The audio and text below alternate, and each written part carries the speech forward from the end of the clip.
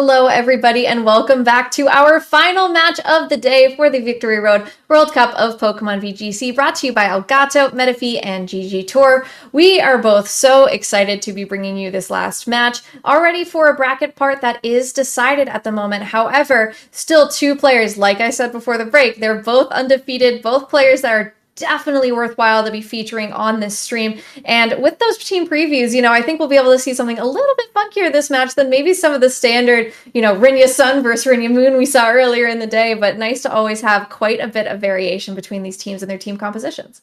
Yeah, we have some really interesting team competition interactions in store with the way this is all set up. And also very exciting to see being able to sort of showcase two undefeated players that we haven't had the chance, I don't think, to feature before. Being able to show these amazing players. We may have featured them a couple times, but I think Brady once. Once, but I could be wrong. Nice to feature the other side as well. And it's awesome to see sort of these opportunities, even as a tournament is resolving and maybe the main storyline of which country advances is concluding. Those smaller storylines of who winds up having this wonderful undefeated record. How does this final match go? That is this nice opportunity for two really good players to play each other. Yeah, I think at this point, right, we've had even like our last game, even though it felt like the 2-0 maybe felt a little bit quicker, you're getting to those end games where it does feel pretty complex, and I'm sure that we'll be seeing some complex stuff. The thought of there being a Ferrothorn on one side always gives me a little bit of pause, makes me make sure I have a big glass of water before I do my casting.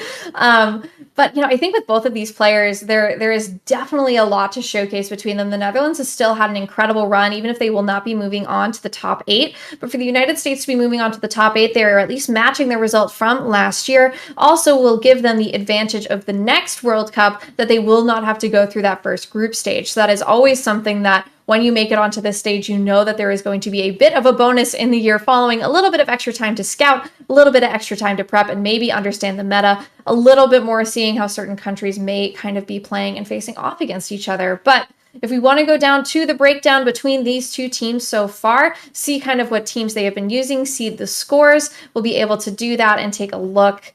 Once we can get a look, 5-1 currently for the United States. This is the last match of the set. But looking here, Joseph Ugarte using a team that seems pretty similar almost to the one that Nick Holmer will be using today for the Netherlands. Maybe just a couple of Pokemon different, but that Dialga Ferrothorn is something that I love seeing. Mateus running a team that is that looks fake to me at first. Rayquaza is one of my favorite restricteds of all time, but it does not exactly have a place in this metagame. Yeah, there's sort of an interesting opportunity sometimes to grab things that are this really wonderful surprise to really throw your opponents off guard. And sometimes it is this last hurrah of, here's a really cool idea I have and I want to try this out. Maybe after a match is decided. Those are both sort of options players have. And it's kind of one of the nice things about tournaments like this is that you do get to choose like the terms by which you go out. And it seems like Nick is deciding, I want my last set of like Victory Road World Cup this year to involve Ferrothorn. And it seems like Matthias said, I will use the amazing Dugtrio team and see what I can figure out with that. It's kind of nice to see that mix of trying to pull out the last stops in a high stakes battle and also trying to showcase the last cool team ideas you want to showcase for this format, since there's not a whole lot of tournaments in this format following on after this one. Yeah, interesting to see the Gyarados again this week after, I think you guys brought it up a little bit earlier on in the day on someone else's team. Lots of, a lot of really standard stuff here, but there is kind of those fun little bits and surprises sprinkled in. Sebastian Lee's team with the Reshiram and Sableye, which is a super fun duo that I loved seeing in Series 12. Having the Sunny Day and Quash can really help you when you're trying to deal with Pokemon on the opposite side of the field, and with a couple interesting partners, right, with that Shedinja and Ditto. But if we want to go and break down between Brady and Nick, kind of take a look at their accomplishments, both of whom are very accomplished trainers. I know Brady had quite a lot of success in that post-2019 format, which was also a double restricted format. 2018, I believe. Memphis Regional Champion, Daytona Beach Regional Champion in 2020, Oceania Internationals Top 8, and the World Championships Top Cut of this year. Nick Holmer, a World Cup competitor, but do not let that short list fool you. He is currently undefeated and one of the biggest players on the Netherlands team with a lot of talent. It's really awesome to see players who are excelling specifically in this kind of a dynamic be able to show us all the awesome quirks of this format. You can bring so many different teams and really throw your opponent off guard. And it's awesome to see sort of all of those brilliant plays that have to be made in order to make it to be undefeated at a tournament. And of course, Brady Smith having a couple of regional championships under his belt. Very exciting to see that we get to sort of showcase some more matches from Brady. Sure to be an interesting match we see here, a clash of two very veteran players. Yeah, absolutely. And I think both of them have quite a lot of time. It's always fun when you've got those two players that are undefeated. It's like, it's like the Mike Tyson, not Mike Tyson, sorry. But it's like a boxing match, right? Where you've got two boxers who are about to go undefeated and you're like, well, someone's going to come out of this without the good record. And what if it changes their career? Not so much as, in a fun tournament like the World Cup. But looking at these teams, Nyx immediately stands out to me with those three steel types and Dialga, Zacian, Ferrothorn, also paired with Whimsicott, Thundurus, and Entei, whereas Brady is bringing a very a team that I believe he also used at the World Championship, something tried and true for him. That's Zacian, Calyrex, Shadow Rider, Incineroar, Gastrodon, Landorus, and Thundurus. So really just the dueling Thundurus and Zacian here. Not a lot of similarities between the rest of them. Absolutely. We do have sort of both sides, of course, have a fire type to help handle steals, but Nyx being a very different variant than the Incineroar, possibly going to be geared up to handle that Calyrex if it has Sulfus or Snarl, but also possibly going to regret the fact that it doesn't have that nice dark typing to help it out with that Calyrex matchup. Nyx doesn't have any ghost resistances, so it's going to be interesting to see how he tries to handle the Calyrex specifically, but also very exciting to see Brady bringing the team from Worlds and being able to feature that. I'm excited to be able to see that in another context. And it's going to be interesting to see if he has the tools for the plethora of seal types on the other side, or if they're going to be able to slow things down enough. No steel types in this lead here. Entei and Whimsicott are the Pokemon to come out first. Not facing any Intimidators on the other side, which may have been what Nick wanted, facing this dual restricted lead of that Calyrex Shadow Rider and that Zacian. Entei, one of those Pokemon that we saw quite a lot in last year's World Cup with that single restricted format, because it did not it did not bother dealing with those other Intimidate Pokemon all too much. Absolutely. It's nice to be able to see this Entei in position to try to do something really useful in Tailwind, but there is just so much offensive pressure from Brady's side of the field. That's one of the things that these two restricteds excel at. This Whimsicott sort of has to click Tailwind if it wants Entei to move first, but then Entei can't take out both of these Pokemon. It can maybe Snarl, but then that's leaving the Zacian open, and Brady sort of pivoting that Zacian out so that the Sacred Fire attack into that isn't as safe.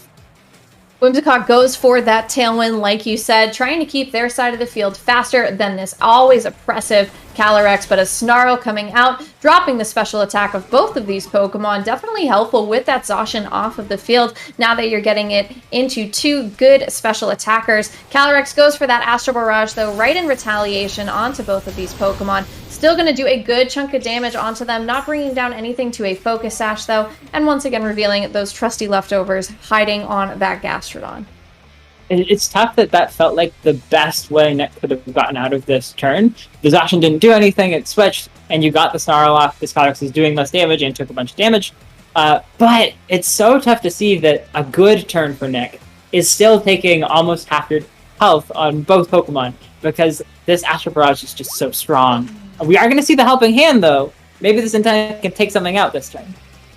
Oh, with Calyrex using Protect, though, might be a little bit tough, unless you went for a Helping Hand Snarl. Gastrodon also protecting, so a great way to call out this Helping Hand before this Entei can go for something like a Sacred Fire into that Calyrex Shadow Rider. No damage coming off this turn, but at least maybe gives you the opportunity to try and deal with that on the next turn. Maybe bring in something that cannot get burned. Yeah, absolutely. Being able to scout that out is really useful. Also, just burning that turn of Tailwind, because Whimsicott doesn't have enough hit points to just keep arbitrarily setting that up. And then being able to sort of try to use one of these two really fast restricteds that outspeed most of the opposing team definitely makes a lot of sense. We see a Moonbus coming out into the Calyrex, potentially going to get another special attack drop. But that might mean that it's not an attack in there. I guess we'll have to see.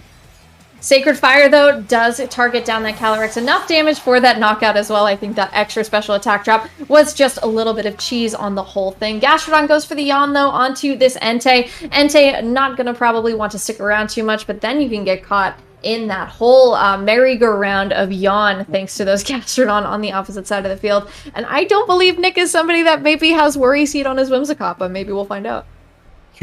Worse than Whimsicott would be the answer to this Yon play, but without that, Brady is doing a really good job of managing Tailwind. It's just so beautiful to see. Sure, you've lost the Calyrex, and that is really tough, but that's 3 turns of Tailwind down. This Entei could stay in for a 4th, but then it will be going to sleep, barring a worry. And this Whimsicott is it's very quickly losing health, and it's going to be tough for it to keep setting up those Tailwinds. Brady does lose that Calyrex, but I think maybe has a plan for how to get through this endgame, just burning through this momentum that Nick started with.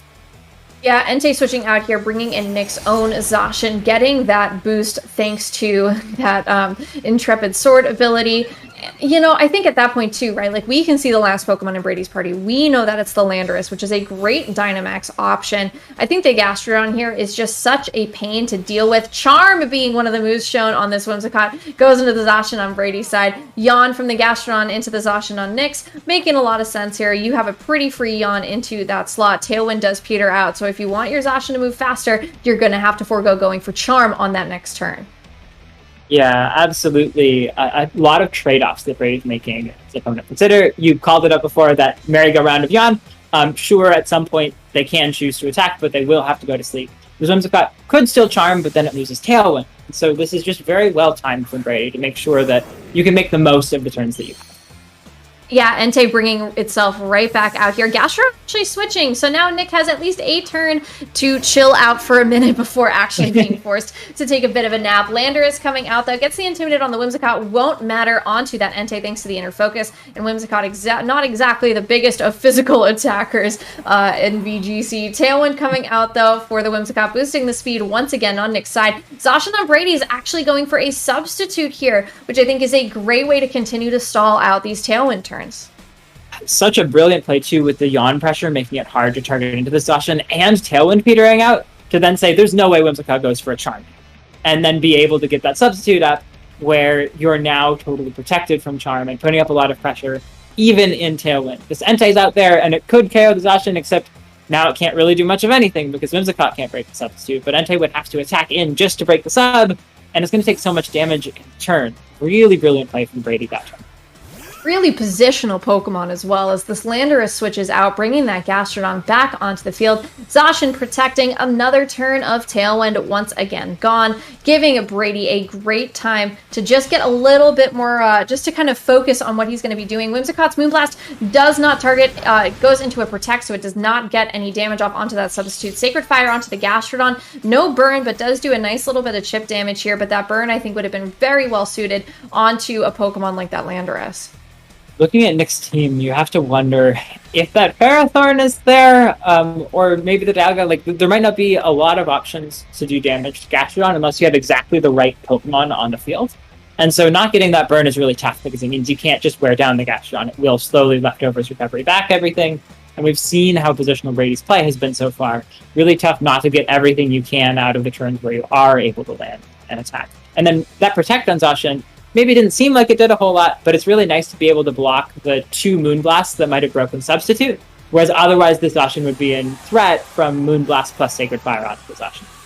It is time for the Giant Slug, though, as Gastrodon goes for the Dynamax this turn. Gonna put off a lot of pressure with something like a Max Quake to target down into that Entei. Boost some special defense as well, especially if there is something like that Dialga lurking in the background. And I think at this point, anything that it does is going to be pretty helpful. Moonblast, though, into the Gastrodon from this Whimsicott does get the special attack drop again, as we've kind of been seeing them do all day. Sacred Fire into the substitute for Zacian, though, is most likely going to be enough to knock that substitute out. Critical hit as well, so for sure here. Substitute now fading. There is not much Tailwind left, though, and this Zacian going for another substitute. A great call, knowing that it would lose the substitute this turn. Does still lose quite a bit of HP for that, but the Max Quake targeting down into this Entei does a good chunk of damage, even with that special attack drop. I'm really loving the way that Brady is playing this game. I think when you see Zacian Calyrex, it's easy to think, wow, there's just so much offense. But there's so much that those 2 Pokemon can do with the moves they run, aside from their signature move, like Astro Barrage and Behemoth Blade, that can make them so bulky. And playing around with the defensive boost from Dynamax, the defensive Pokemon like Landorus with Intimidate, and Gastrodon with its Yawn and Leftovers, This Zacian is now in such a position to be able to last for so long, and this Entei keeps having to just take a bunch of damage just to get those Sacred Fires off. It does cost a turn of Dynamax, and I don't think Brady's super happy about that Moonblast special attack drop on the first turn that Gastrodon is really just trying to go for damage.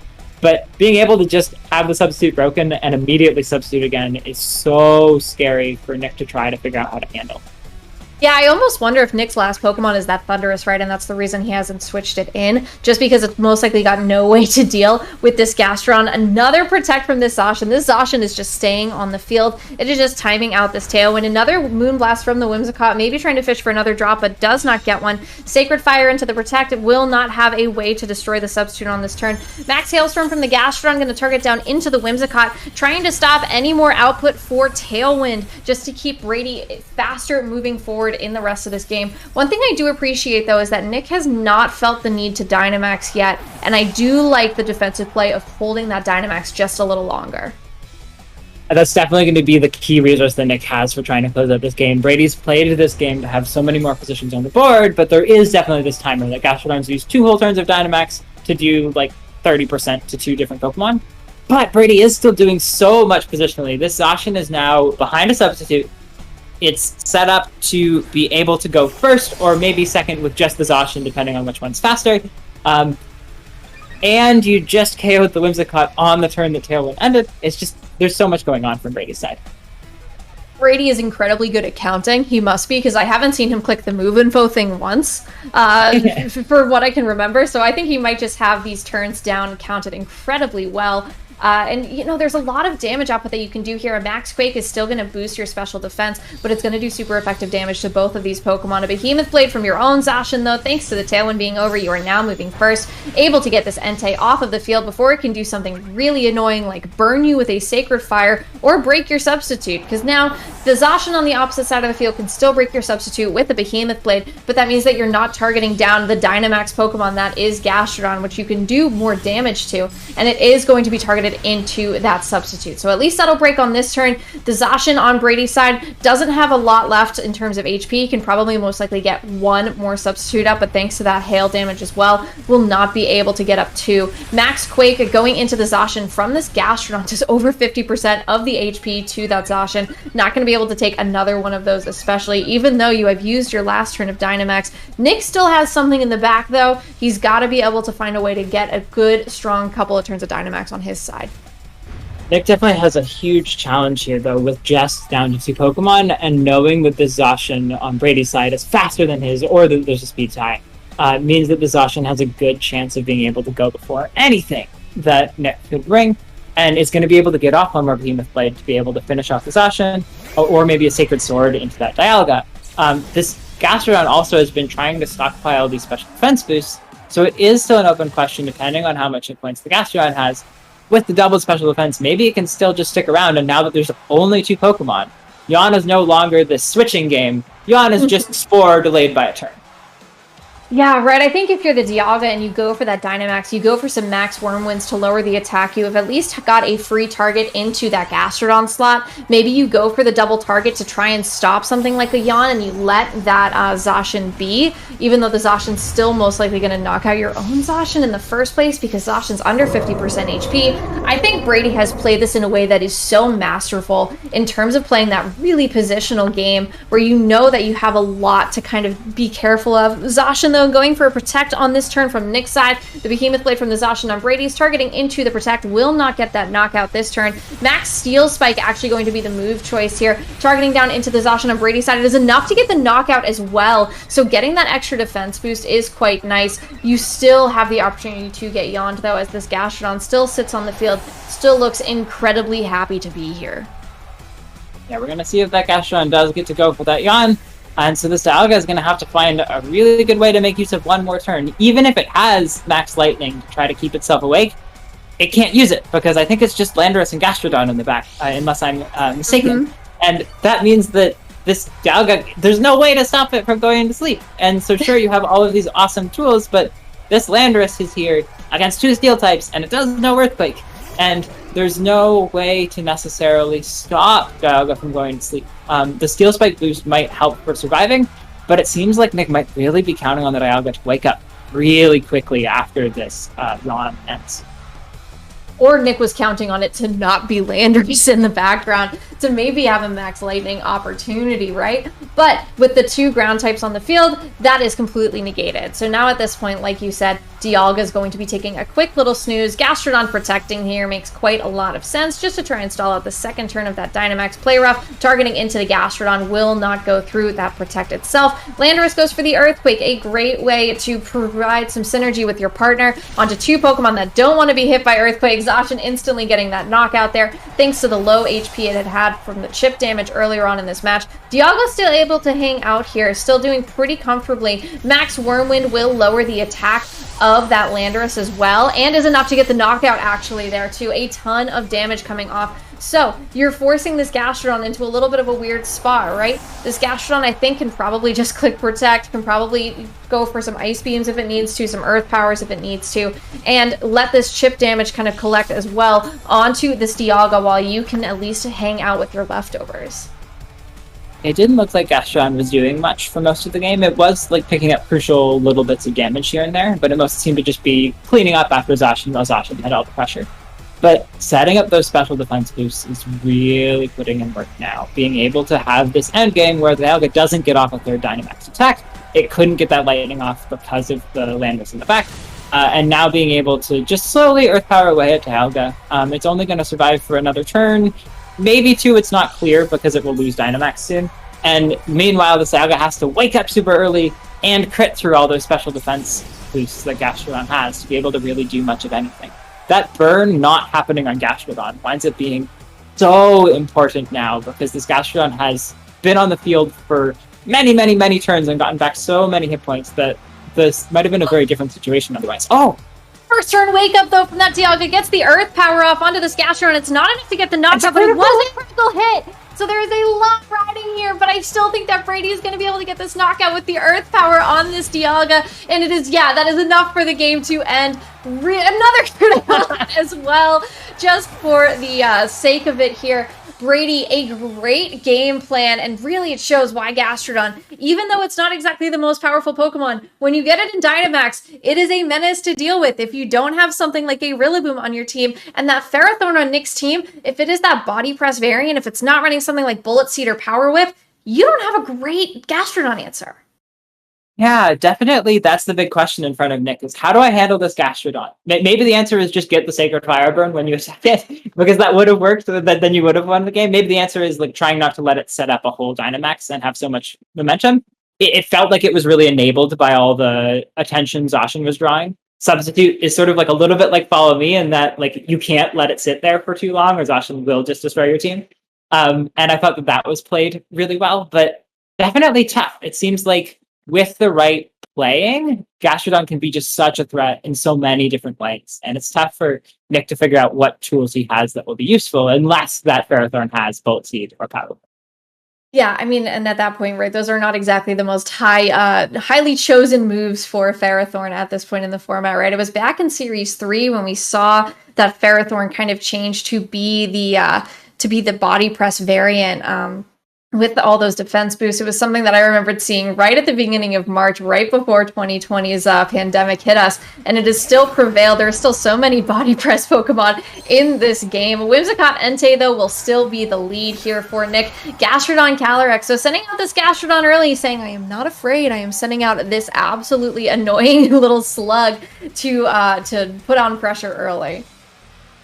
Yeah, Gastrodon was the MVP previously, and so it's definitely going to draw attention here. And I think that's exactly what Brady wants, because Calyrex is the thing that seemed so threatening to Nick's entire team, but it fainted so early before. And I think trying to position this so that you have a little bit more momentum, recognizing that last time the first turn involved switching Zacian out immediately to the Gastrodon and just starting a turn ahead with Gastrodon already here, definitely some really strong adjustments from Brady for the start of this, whereas Nick maybe going to come up with some playing adjustments to try to make better use of Tailwind, I'd imagine.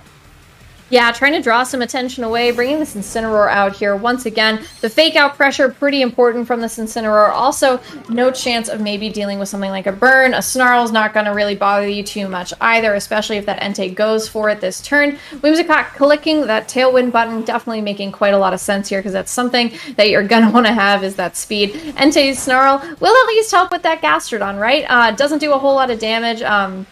And does force the Calyrex, that threat of it, to leave the field anyway. Gastrodon going for that yawn, though. Gastrodon doing exactly what it does best, which is prolong games and make you move around quite a lot. So, you know, I think at this point, you have to fish for that burn maybe on this next turn, or you, again, force yourself into that merry-go-round.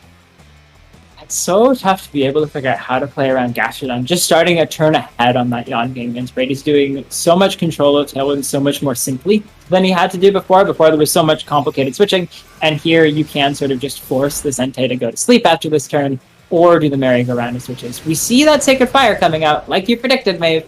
Is it going to get the burn? No, it does not get the burn, and Incineroar gets that Flare Blitz off into the Entei as well. Doesn't do a whole lot of damage there. Will add some recoil in retaliation. Gastrodon gets another yawn off. Not gonna matter. The Entei will be taking a quick little nap here, but gosh, I think if you're Nick, you're like pounding your fist against the desk because you tried, right? You really tried. Yeah, I think it's telling about how much of a threat the Gastrodon is in this position, that you have to just stop the merry-go-round as soon as possible and just try to get through those sleep turns with Entei. And if you'd gotten that Sacred Fire burn, just like needing to try to go for that, it gives you a chance at that game. But it's tough because you are just flipping a coin and hoping that it gives you something favorable. And if it doesn't, it feels like that's really tough for Nick to manage. This Gastrodon is now going to heal back up all the damage that was just dealt to it over the next few turns. And you're just asleep. You can't really put pressure out for quite a while. Yeah, Whimsicott is just wishing it ran Energy Ball instead of Moonblast today, I think. Yeah. Even though every single Moonblast, it feels like, or almost every single one that we've seen today, has still been able to get those special attack drops. Gastrodon switching out here for that Zacian. Gastrodon pretty much doing its job. Doesn't need to try and yawn the left slot on Nick's side anymore. Zacian can come in. Even with that Tailwind, it has still only got a couple of turns left. Moonblast from the Whimsicott, targeting down into that Zacian. Not going to do really much damage at all. Special attack drop not mattering either. Entei stays asleep for this turn. There is a chance for it to wake up in the next few. Flare Blitz, though, from this Incineroar, targeting down into the Whimsicott, is going to bring it down to its Focus Sash. Whimsicott not going to have not going to have much longer if it is consistently targeted, but the recoil helps maybe to just deal with this Incineroar a bit. Something that I really like seeing Brady doing here is trying to time when the Whimsicott goes down. I believe, unless I'm mistaken, that was turn 3 of Tailwind. Yeah. And so going in, now this Whimsicott's Focus Sash is broken for turn 4. And if you just throw any single attack into that slot, if that Whimsicott doesn't have Protect, it's definitely going down. And I think that's really good playing, especially because the Zacian's also in great position to set up the substitute, to try to get in this situation from before where Zacian's naturally faster than all of Nick's team. Nick sort of recognizing this and does get the charm off this time around, but that substitute could still be a pretty big problem. And Entei staying asleep again. Yeah, Entei's still taking its snooze. Zacian, like you said, goes for that substitute. Incineroar's Flare Blitz, though, you're not too worried about taking recoil damage when you can knock out this Whimsicott on this turn. I did see Brady click the info button this time, so I will give him that credit that I would have done that probably every single turn as an absolute fool. Tailwind petering out, though, so that means at this point, Nick, depending on who he's got in the back, the speed control is no longer on his side. And this Entei, I think, really needs to wake up before this Zacian can become as much of a problem as it has been allowed to be.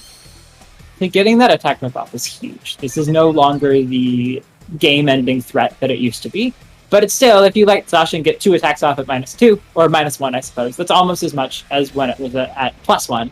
And so it's not as if you can just ignore the Zacian now that Charm is up. And it's so tough because you have to throw so many powerful moves in from all these like really powerful single targeting Pokemon just to be able to do 25% to a Zacian.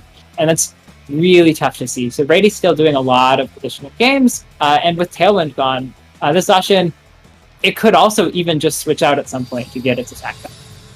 Yeah, and it's just going to go for a Behemoth Blade now because absolutely why not? Into the Zacian on Nick's side of the field. Even at -1 still does a really nice chunk of damage. Will, I think, at that point be a 3-hit knockout. And the Zacian going for a play rough on the Incineroar. It is not enough to get the knockout, though, and Entei stays asleep. So this Incineroar going for this parting shot going to definitely pay dividends, getting this Entei to kind of just sit on the field until it wakes up, and then it's probably going to want to take off pretty quickly. One thing also we didn't even mention, Brady didn't bring the Landorus this time, right? So he left that Pokemon behind and will reveal his 4th Pokemon now, being that, being that Calyrex. I don't know if he had, actually he did reveal that, but yes. Yeah, definitely amazing position for Calyrex to get into. And tough for Nick. You have to imagine that Entei was trying to target into the same slot as the Incineroar, maybe just to finish up that KO if Play Rough didn't quite secure it. And having that 3-turn sleep is really tough, where you sort of took the gamble to try to do the yawn, let yawn put you to sleep in order to Sacred Fire, and you didn't get the burn, and you got 3 turns of sleep. It's going to be tough for Nick to figure out the right way to pivot this route.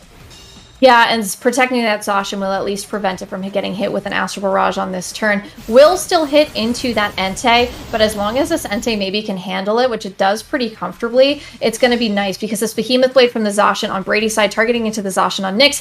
Entei wakes up, goes for a Bulldoze actually into its partner Pokemon here. Maybe try into all the Pokemon. Sorry, I'm mixing up Bulldoze and High Horsepower.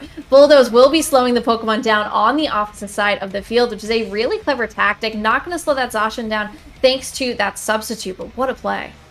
The Zacian substitute surviving is such a big deal. That would have been incredible from Nick if it broke the substitute on Zacian and set up the Calyrex to be slower. But with the positioning now, with substitute still staying up, so impressive from that Zacian, by the way. I believe that's a pretty big survival.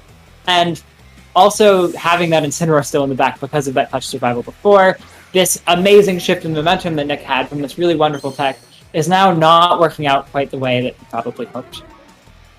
Yeah, and Incineroar's Intimidate means that the Zacian's not going to want to stay on the field really much at all, right? There's still one Pokemon, I believe, in the back. Zacian coming out from its substitute, clicking Behemoth Blade once again. No Protect on the opposite side of the field, so it is still going to be able to do some nice damage here. Of course, probably maybe even 2 more of those, just thanks to those thanks to that Charm really kind of paying off. Behemoth Blade from the Zacian. On Nick's side, though, will still be targeting down and doing a good chunk of damage onto this Substitute. The Substitute will most likely get knocked out, because if it didn't get knocked out from the Bulldoze at that point, I would be amazed. Okay, yeah, once again, another critical hit into a Substitute to just truly prove my point. Entei going for the Bulldoze again, though, not minding slowing its partner down when you can also slow the opposing Zacian down with it, especially if your Zacian doesn't want to stay on the field much longer. I think that's a really smart play, being able to set up the Entei to be faster than the Zacian instead of just going for an attempted KO with Sacred Fire. Also being able to then get rid of the Incineroar is just such a big benefit to get. And yeah, you do deal damage to your own Zacian, which is unfortunate, but it seems like Nick's far enough on the back foot that feels like a necessary risk you have to take to try to say, I'll figure out how to handle that with Zacian later. I really need Entei to be able to do what it does best and try to finish off this Zacian. But with that Calyrex being out there, with Astral Barrage, it's going to be really tough for Entei to figure out what it can do. I'm not sure if it's in range, but it definitely looks really close. And if that Astral Barrage picks up the KO, that would just be the end of the game, and Brady's going to be.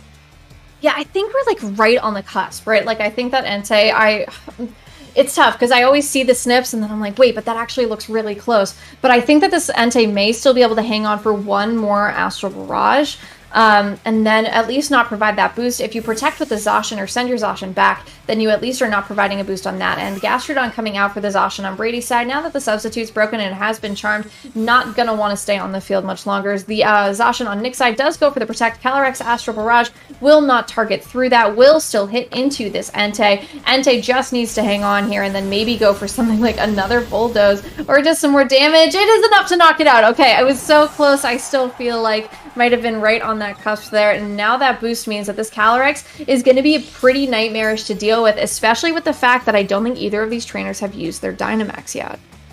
Yeah, I think even with Nick still having Dynamax, it's going to be tough to handle this Calyrex, though. You're in such a great position to just Astral Barrage, the Zacian's already burned its Protect, and sure, the other can come out and do a lot of damage, but we saw before that Gastrodon's pretty good at handling that, and so it's definitely going to be able to do the same sort of thing. I think Brady's definitely got a few adjustments that he can do to try to make sure this is a really well-secured game instead of just something that's mostly in his favor. but it is going to be really tough for Nick to find anything that can turn this around, barring some really impressive critical hits from Dialga, maybe? Definitely maybe, right? Dynamax for Dynamax will be matched here with the Dialga and also with that Gastrodon on Brady's side. Just getting this Gastrodon into a position where it just sits there and it can do super effective damage to either one of your Pokemon, but it can also just max guard through one of your Dynamax turns if you target into it, and then that turn kind of becomes null and void, and you don't get to make the most out of the moves that you want to, especially if you're trying to get some boosts, some special defense boosts with something like a Max Quake, if that is a move that you are carrying, or even something like a Max Wormwind to try and lower some attack with that Zacian, but you don't really want to go for something like a Max Wormwind right now unless you target it into that Gastrodon, just because there is still the fear of that Zacian switching in later, especially, you know, if you are able to get the knockout onto the Calyrex on this turn. Astro Barrage targeting into both of them, though. Going to knock that Zacian out, going to get you up to +2 with those Grim boosts. Does still a nice chunk, even at that +1 to that Dialga on the opposite side. Will do even more in the next turn, especially. Dialga's Max Wormwind targeting down into, I believe, this Gastrodon here, just to lower possibly an attack, but it does not get the knockout on Gastrodon. It gets it really, really close, and that still means at this point that you are at the mercy of both of these big special attackers on the opposite side of the field as you take some more Life Orb chip. Max Quake as well will boost your special defense on Brady's side of the field and still do a ton of damage. Not enough to knock out, but I still think at this point Brady has put himself in a great endgame position. I think at this point the Life Orb recall might knock it down before you can finish off the game. Even if you never quick attacks. You probably should, but definitely tough for Nick to be able to turn this around. I did really like how this turned. So something small we get to see because we can see Brady Smith's move selections that I just wanted to briefly call out was the choice to target Max Quake into the Zacian slot instead of the Dialga slot. And it ended up just redirecting to the Dialga and being the same as what you might normally click because you got the KO with Astro Barrage. But if that Zacian had succeeded on a double protect, I think that Max Quake might have given a chance to still finish off the Zacian even through the protect and remove the possibility of some fringe endgame state, but like Zacian stays around and keeps Astro Barrage's spread. I really liked that play, and I thought it was a nice little way to secure this victory for Brady. Yeah, definitely that nice touch between these players as the single target Astro Barrage will be enough to pick out that knockout onto the Dialga.